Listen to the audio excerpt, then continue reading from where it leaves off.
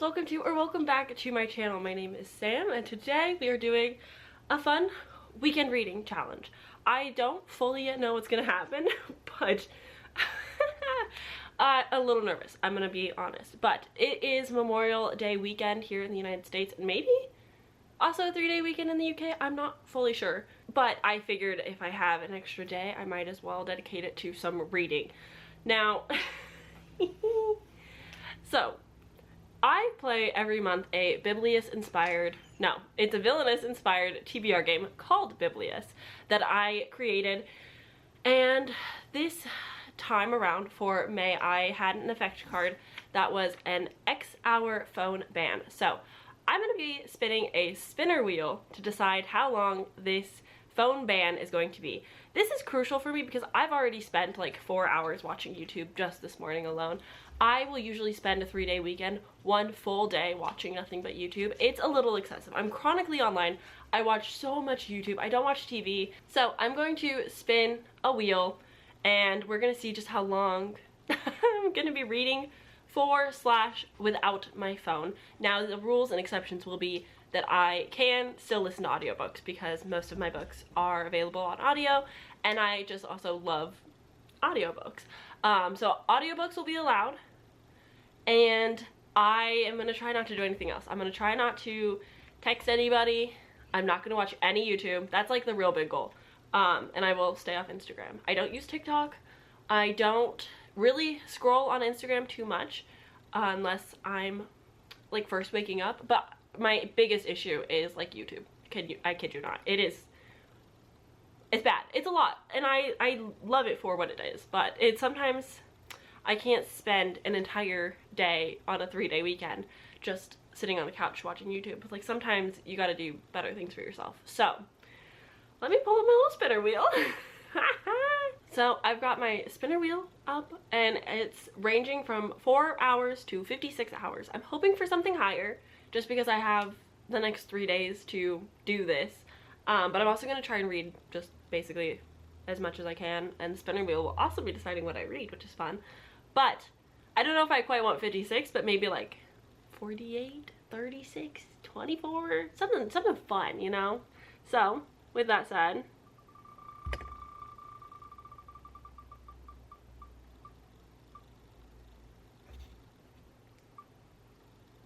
oh, I thought it was 36 in the viewfinder. Okay, so, okay, all right, so, oh goodness grief, here,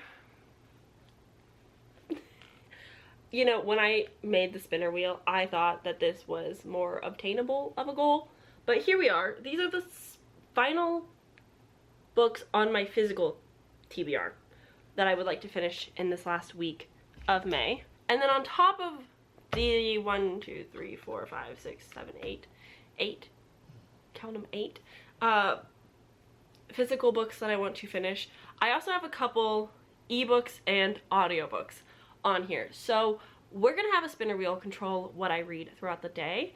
I've got 56 hours, so we're starting about 1 p.m. today, which will take us to 56, 48, 49, 50, 51, 52, 53, 54, 55, 56. So that would take me until 9 p.m. Monday. Ooh, I should have started this earlier. Okay, that's fine. This will go until 9 p.m. So I can use my phone besides audiobooks and like work. Like obviously photos and videos for the video is fine. I think I only have one thing on my to-do list that will actually require my phone, and that's taking Bookstagram photos, which isn't really being on my phone, so I'm also going to count that. But no scrolling, no chatting, no YouTube. That's tough. I kid you not, my life revolves around watching YouTube. Like I wake up, I watch YouTube. I have food, I watch YouTube. So I will have to supplement. I will probably be watching like Netflix while I eat instead of YouTube, just to stick to the challenge. But to be honest with you, I can't do quiet in eating, and I don't like eating while I read books because I don't pay enough attention, and also I don't want to get my books dirty. So I will be honest with you about that. There will be a little cheaty things here and there, but for the most part, at least no social media, which, you know, that's fair. That's fair. That's fine. So with that said, let us pick our first read for the month. I keep forgetting to leave my sound on.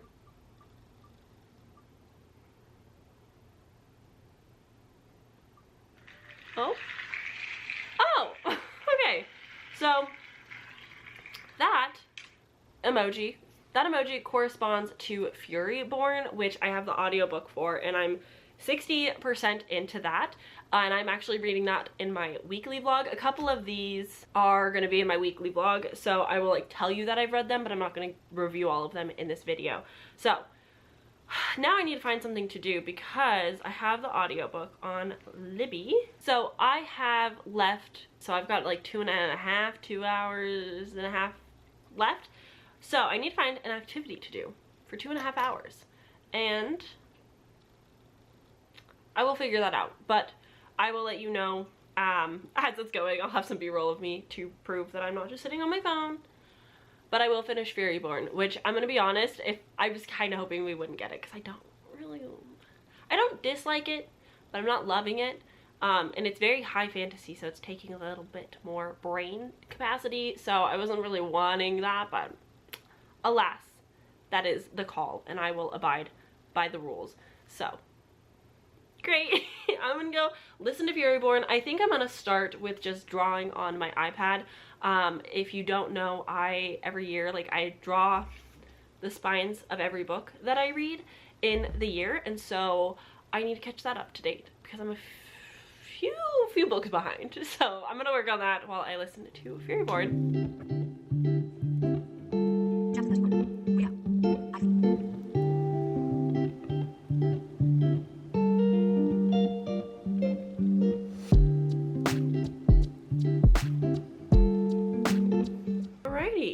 It is 3:46 and I just finished my first book.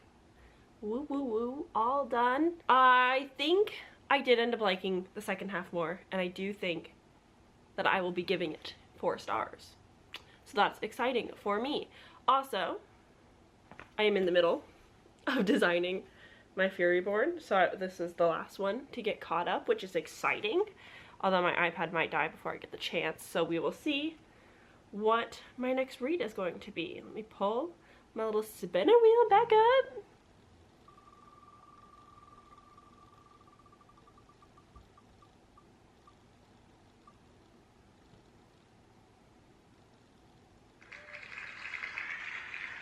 Ooh!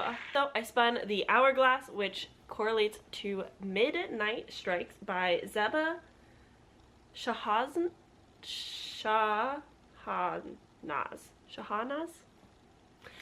This is an Owl Crate edition. Our fates are sealed whether we know it or not. She's pretty. She has no dust jacket, so I'm unable to tell you anything about this. We have a map, so that's exciting. Yeah, so this is going to be the book that I now am going to jump into. So that's fun.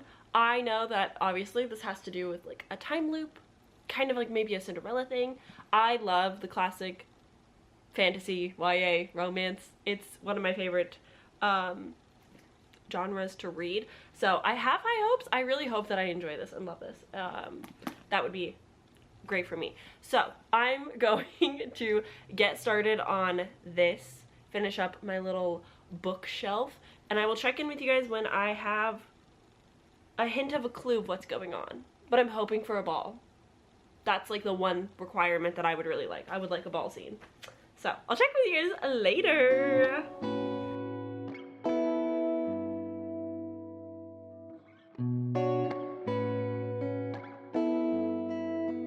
Oh my goodness. Okay, so I've made it to part 3, chapter 3, and the setup is, yes, at a ball, thank goodness. So I would pitch this as Anastasia, the musical, if you've, for whatever reason, have seen it. I can't I'm sure the movie is similar. So if you've seen the movie, like the animated movie, it's probably the same beginning where like they're at this ball, explosions happen, things go down.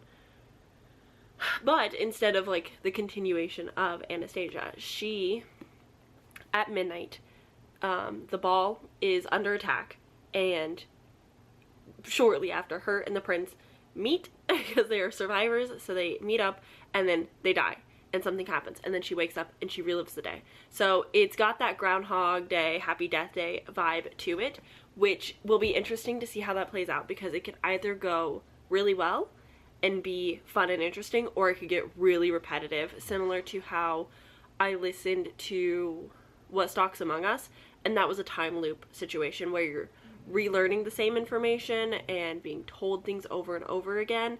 And the characters were also forgetting stuff, though, which made it more irritating. She remembers everything, which will be interesting because we already have 2 different events at the ball where it's happened, and it hasn't been too repetitive yet. Granted, it's been 2 chapters, but it's setting it up to be like, okay, you've learned something new, though. You did something different. You died in a different way. You learned new information from different people because you did something different. So I think each night something else is going to happen, but some few key details like her and the prince dancing together are going to also be happening. So I'm really intrigued to see how this is going to play out from here. But I love Happy Death Day, which is a Groundhog's Day horror movie, and I love balls, and I like YA fantasy and romance, so I have high hopes for this so far. The narrator does a good job. The writing is so far pretty simple, like short paragraphs, short sentences, short chapters. Like I'm only 40 pages in, so about maybe 20-ish page chapters or so, and I'm liking it so far. It's way too early to really gauge or say anything, but I am definitely intrigued. We're also getting political background, not quite politics, more like social standing. Like this is an anniversary ball, and so we have Anais, and she is kind of like, her parents want her to get married to somebody rich and well off so that she can have a better life rather than the simple life that they have, which is like farmland and livestock. And oh, my hummingbird is here. But so she lives a more simple life and she loves it. So she doesn't really want to go to these balls. She doesn't really want to get married into like a higher society, but also her people are often very looked down on. So in the first chapter, she dances with a guy and he calls her a barbarian because she's like, you know, it's not true. Like, my people don't lie with livestock, especially like not pigs. And she's insinuating that she would never lie with him because he's a pig, and then he calls her a barbarian, and I was like, if that's not the most man thing I've seen in a book in quite a while. It was funny. So she's got a bit of an attitude, but we're also seeing like the backdrop of her people are lesser than to higher society because they are the farmers of the world. But also there's a magical element to this besides the weird midnight Groundhog's Day time thing. So she is a part of like her culture, her family, her people. They are passing down the ability to do like blood magic for protections and so on. So her dad casts a protection spell on her, and then we see in the first chapter she cast a protection spell on herself. So she can do this kind of magic, but it's also like a dying art. It's not as common because as people, you know, keep getting married, it just gets passed down to generations, and so it gets weaker. But she has it, her mom doesn't, her dad does. So there's also like a hint of magic in this that I am intrigued about. I don't know how it's gonna play a bigger role or how her magic is potentially causing this time loop. I don't know, man. There's so many questions. I'm intrigued. I'm excited. So I'm gonna keep reading this. It's gonna take me, I've listened to the first hour, which took me about 20 minutes. So we've got about 2.5 hours to go or so. So yeah, I'm gonna keep reading this, and I will check in with you guys probably at the halfway mark if I have more thoughts. It's one of those things where it's like, it's gonna be a very similar storyline, so I don't know how much I'm gonna be able to reveal later besides just like feels and vibes. So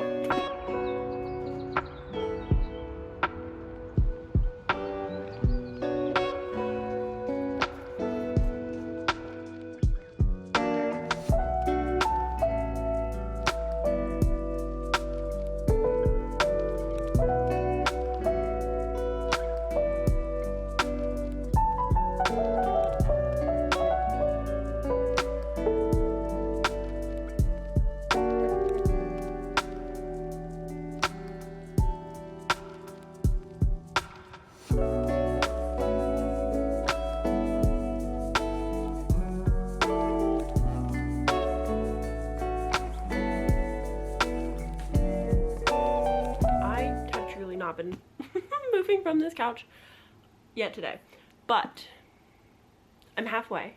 I'm on part 12, chapter 2. We're getting there. I'm still liking this. I'm having fun. I love this charming, roguish prince. Their banter is so fun. Their distaste for each other is so fun, but then they like have fun little flirtations, and in some timelines things go better than other timelines and it's precious. We just got the big magical reveal, so I'm intrigued. Like, that's the thing, is like by now I know who the bad guy is. I have an idea to the revolution, coup, rebellion motives, and I know the magic that is surrounding this time loop incident. So it's like, okay, where are we gonna go from here? What more can we do besides like fix it? I don't know. Also, how do you make somebody fall in love with you if they don't remember you? So I'm very intrigued. Like, she is slowly falling for the prince because they're spending different time loops together, and so she's kind of getting to see different parts of him, which I love. I also love the sprinkling of lore and like the history of this world and just how it's naturally coming out. I'm enjoying that, like the gossip at the ball, like what's happening between certain people, like marriages and so on. I'm having a good time. I like the writing a lot. I'm really enjoying Anais as a character. She is smart, which I really appreciate. Like, she knows something is weird. She's like, why is this happening to me? What does this mean? Who is doing this? And her morals are pretty strong and grounded, which I also appreciate. But like, overall, she's just like, I'm asking myself the right questions. I just don't know how to find the answers. And so, you know, as she like progresses, she's finding different ways to do different things. But she's also so brave and fearless because she's like, I'm not scared of death anymore. I'm just gonna come back the next afternoon when I wake from my nap. So it's just like, it's fun. I'm having a good time. It's not gotten repetitive. It's not gotten to a point where I'm like, yeah, I know what happens. Like, it's not drawing anything out. It skipped a few scenes where it was like, I went 4 nights without seeing the prince, so we're just gonna move past those. And so it's just naturally going very well. I'm having a good time. I am 54% in, so I have 5.5 hours left of the audiobook, which will take me about 2 hours to listen to.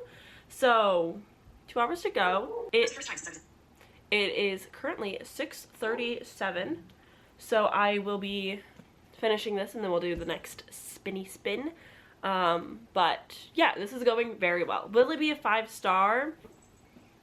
Probably not. It's probably gonna be closer to a 4, but we'll see if the ending really wows me now that like we have so many answers. Where could it go from here? Where could it go from here? I don't know. I don't know, and I would like to know. Okay, I'm gonna go get my dog from the backyard now.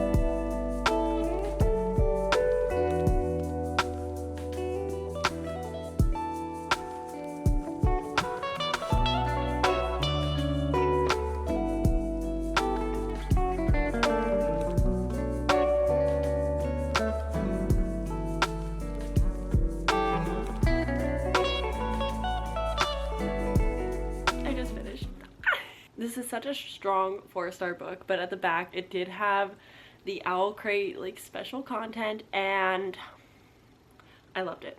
It was so sweet. So it really picks up in pace and action after you like start discovering the answers, which I really did appreciate and like. And I did enjoy like the character development and growth and just like the resilience that our character had. I'm sure that if I was seeing a massacre over and over and over again, you couldn't get me out of bed. And I'm sure like she did have those moments, but it was very fun. I really enjoyed the magic system in this one. And it was nice because unlike Furyborn, this wasn't constantly getting compared to Kaikei, which I loved and adored, probably so far my favorite book of the year. And so having something that's just so separated, even though there are like similar elements of like kings and so on and so forth, like it didn't make me compare it, which was a good feeling. It was just like, this is just fun and nice. So with that said, 4 stars. Second book complete. Holy cow. It is 9:09 p.m. Okay. Next spin. Next emoji. Choosing the read. Hoping for something physical, but we will see. An audiobook. So this is for The Memory Police. And now I've got to go. I don't have my camera tripod right now, so I do apologize. But, hello. I, last night, ended up getting to 43% into The Memory Police. And I'm liking it. I'm not loving it, but I'm liking it. And then last night, I wanted, while we were watching Kitchen Nightmares, it was an episode I had seen, and it was getting really late. We were up until midnight for some reason last night. So I'd also decided to start Cat and Gamer Volume 2 because I was just sitting on my phone and I wanted something to do, and I obviously could not online shop or browse the Instagram page. So I decided to read a little bit more of Cat and Gamer Volume 2, which is just about a gamer girl and her new kitten and them getting to know each other just day by day, living together. And this cat is so freaking cute, and it's so relatable as a cat owner. It's so precious. And yeah, so I'm having a good time with that, and I read like 69 pages of that. So yesterday in total, I read 511 pages, which is pretty neat. And then I also listened to, so like 8.5 hours of audiobooks listened to yesterday, which feels wild. We're on day 2 now, and it is 9 a.m. So I'm gonna finish The Memory Police, and then I will finish Cat and Gamer Volume 2, and then we will spin for the next book. Great. Good morning. Hello. I just finished The Memory Police and Cat and Gamer Volume 2. It went by so fast. I didn't want it to end. Cat and Gamer is so stinking cute. It's so precious. So cute. All the cute. I loved it. It took a lot of willpower to not just jump straight into the third one, which I also have right now on Libby, but I did not. So we are going to spin. I do have, like I said, the third one, so if we get the cat, I'm excited for that. And then also, yeah, I finished The Memory Police, and I'm giving it 4 stars. I will have a slightly more in-depth review of that in my weekly vlog next time for Escape the Readathon. So, with that said, it is time. What's it gonna be? What's it gonna be? Is that anything? Oh, there we go. The Crown. What is... Oh! Interesting! Now, this was not an intended read. I was kind of thinking that I would end up putting it off for quite some time, but that works out. That's fine with me. Let me grab it really quick. So, the Crown resembles the Jasad heir. I hope I'm saying it right. Jasad? Jasad? Jasad? If I just keep saying it the same exact way, I'm sure that'll get through to my brain. But this was in the Goodreads 2023 like fantasy romance category, and I was told that this does not really have that much romance. It's not a big part of the story, but I got this from Illumicrate last year, and I have been just weirdly really excited for it. I know very little about this. I haven't heard anyone really talk about it, but I have the audiobook, so I'm gonna tandem read these today. I'm excited though. I've been wanting to pick this up like for the last 2 months, and I just haven't. Get ready for an unmissable tale of shattered kingdoms, forbidden magic, and cunning royals in Sarah Hashim's Egyptian-inspired epic fantasy debut. At 10 years old, the heir of Jasad fled a massacre that consumed her entire family. At 15, she buried her first body. At 20, her carefully crafted lies are starting to crumble. So, ooh, I'm excited. I'm so excited. From the ashes, a queen rises. So, I'm gonna just jump right into this. I'm actually really excited. Ah! Okay, cool. So, I'm gonna get started on this. I'll let you know when I have thoughts, when I know what's going on. I will chat with you about it, but I'm so excited. I'm so excited, I'm too excited to speak. Alright, I'm going. Goodbye. I will say that this challenge is exciting for me because, so yesterday was fine because yesterday I watched like 4 hours of YouTube before starting this video project, and so I was able to satisfy that want and need. I did yesterday end up opening Snapchat and Instagram each once on just like reflex, like my phone was open and I was just kind of like looking at it and just like tapped the apps and like pulled them up, and then I was like, wait, no, no, and then I closed them immediately. I did pretty well. Haven't watched any YouTube since yesterday. I have not been on Instagram or anything, and I feel fine about it. It's like weird. I'm talking about it like as if I'm a phone addict. I don't really spend a lot of time on social media. It's just YouTube. YouTube is the big problem. And so this morning when I woke up, but I wasn't like ready to wake up, I was just laying in bed and I was like, this would be the time I would watch a couple YouTube videos, and I can't do that. I also want to have lunch soon, and lunch is like the time that I watch YouTube videos. So it's like, what am I supposed to do? I don't want to just like sit there. And I know that these are not like hard, stern rules. Like I understand like it's a phone ban for 56 hours, but like I'm still logging my Goodreads. I'm still logging Escape the Readathon. I'm still listening to the audiobooks or reading ebooks on my phone. Like it's not a full ban, but it is interesting to see like how much of a pull I have to being like, I want to watch YouTube. Like that's all I want to do. Just like how deep that desire can get in me. So this is like an interesting experiment. We'll see how it goes. I have until tomorrow still, 9 p.m. to go. So like there's range, there's time. Who knows? But I am worried about lunch. Lunch sounds like a good time to see who's uploaded to YouTube. And I might cheat. Who knows? We'll see. We'll have to just wait and see. But for now, I'm gonna go back to reading.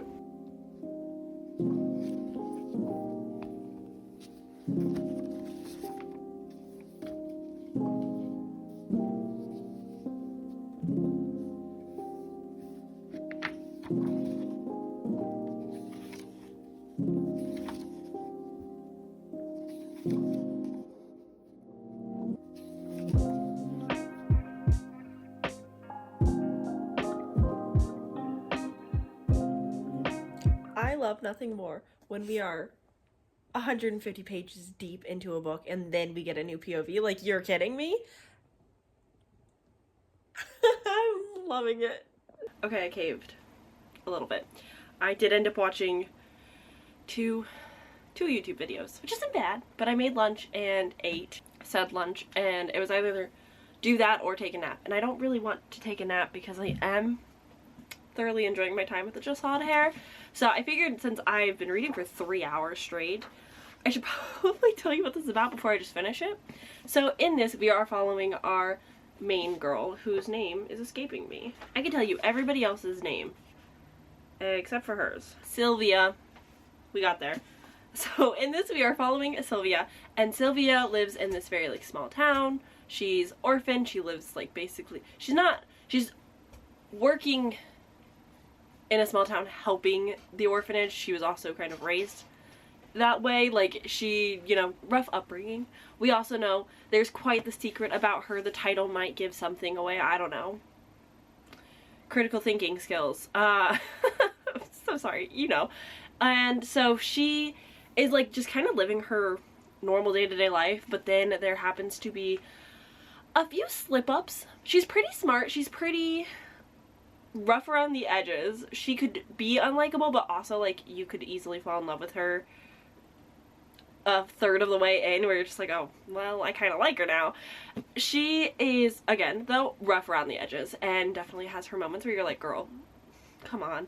And she kind of gets she gets noticed by another heir, and Aaron seems to be paying close attention to her. And then she slips up just a few too many times. And during a really fun festival, which I was really enjoying the vibes, and the festival vibes always get ruined in books. It's so rude. But basically, he's like, fine, I'm gonna save you, but also you have to be my champion in this thing. And there's these trials that happen. Each kingdom or like heir picks a champion, they train, they get ready, they go into this thing. There's like a 2 out of 3 chance you'll die, and she's preparing for that now. I love the side characters. She has these friends, Merrick and Sepha, and they are so much fun to be with, and I just love them dearly. And then there's also this young girl, like Frere, she's the one name I don't remember, Farah or something like that, and she's like a 12-year-old girl that she has liking to a little bit. And then we've got Prince Aaron, I guess, but like different terms because it's Egyptian inspired. But yeah, so he's the heir to kind of like this, so there's the 4 kingdoms, and then he's kind of like heir to this like top like kingdom that was supposed to like help rule after this world, to kind of like mediate a little bit. And nobody has magic anymore except for Jasadi's, and so they're kind of like illegal to be descendant of anything, and if you have magic, it's often your death. So not wonderful. But he and his like group of guards are training with her, and I love 2 of them. 2 of them you don't see quite, well, 1 of them you don't see very often. 2 of them are wonderful, and then 1 of them absolutely freaking sucks. But her and Aaron, the connection that is slowly building, like the way that he doesn't just outright hate her, so we know there's a deeper thing going on with him there. What? I don't really know yet. We don't know his secrets, but the quotes in this have been really good. The writing is really like gripping, and I'm just flying through this. It literally took like multiple chapters before I finally was like, you need to eat food. I haven't had anything all day. It is 3:24 p.m. right now, so I'm actually going to plant my butt either back on the couch or back in bed. I don't know yet. I'm scared that if I go lay in bed I will take a nap, but also I will probably just take a nap either way, so we're avoiding that. And I'm gonna jump back into this. I will tell you guys my thoughts when it's over, but it's one of those things. So I think this is gonna be a trilogy, and I'm curious if we're actually going to be seeing the trials in this, or if we're not, like that stage is gonna be like the next book. I don't know exactly where we're headed, and I want to see the trials, but it might be like a next time thing. Also, I have this adorable cup, and this cup says, she had the temperament of a deranged goose. And I got to that quote. I showed you guys. I love his quotes. His quotes are the best quotes. Aaron says the best things. This has like those mic drop profound moments where you're like, ooh, yeah. And I like those moments. They're fun. So with that said, I'm gonna go jump back into this, see where we could possibly be going from here. It's just been training right now. Oh, another big part is she has magic. She obviously does. She's the heir to the Jasad. Makes sense.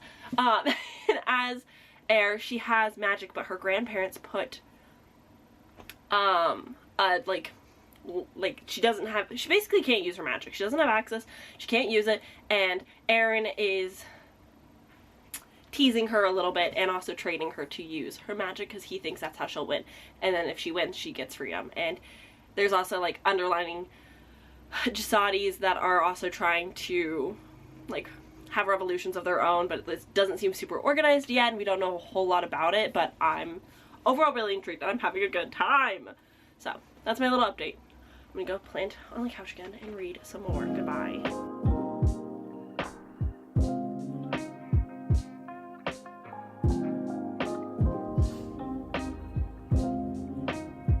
Yeah. Yeah.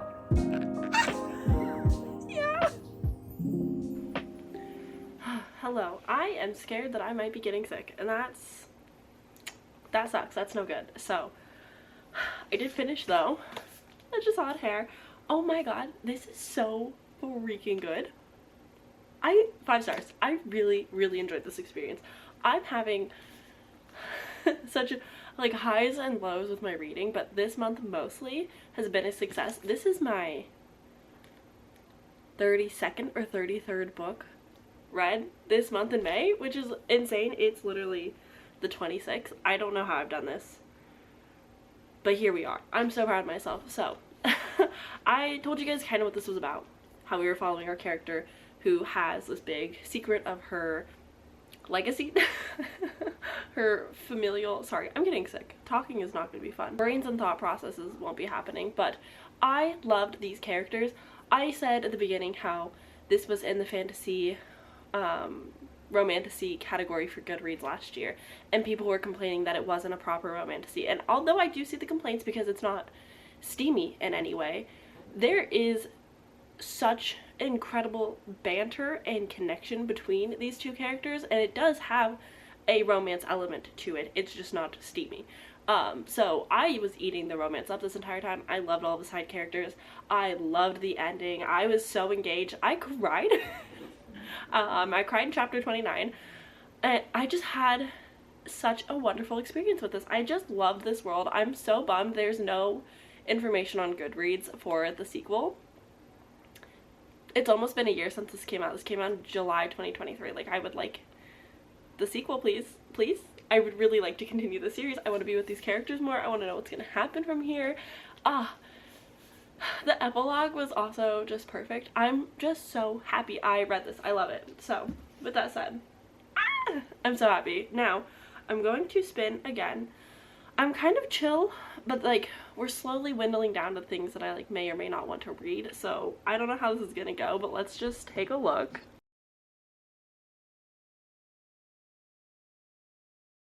Ooh, an audiobook.